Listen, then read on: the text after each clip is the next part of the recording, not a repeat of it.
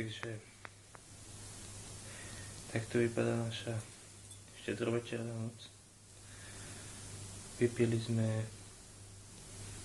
asi tak 2 fľaše vodky.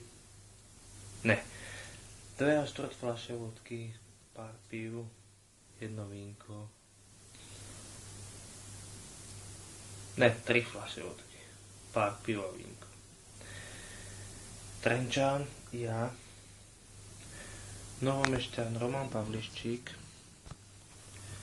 napitý ako kokot. Roman, si v pohode, Roman? Si v pohode?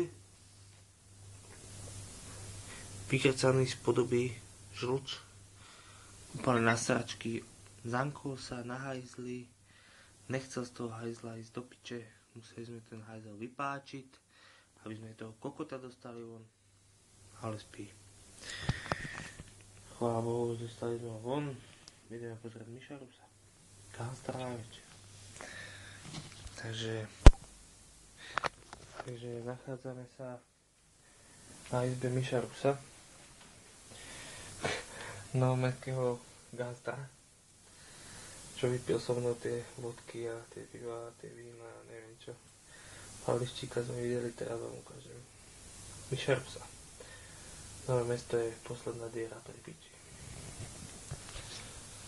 Ruso, si v pohode? Ruso, je to dobré? Jasné. Chce sa ty vrácať? Nie. Už si vyvracaný, všetko v poriadku? Nevracam. Čo? Nevracam. A to, že si sa vyvracal z okna? Ja to je voda. To je v pohode? Ja si v pohode, hej? Môžem ísť spať? Jasné. Nemusím sa už o teba starať? Nie.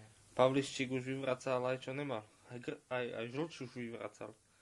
Toho je o toho. Pavliščík, čo je? Pavliščík, povedz, kokot. Toho. Zankol sa na hajzli. Kokot, že? A ja nakoniec, ja som musel grecky ubývať po kokotoch. Ruso, povedz dobrú noc. Dobrú noc. A veselé Vánoce.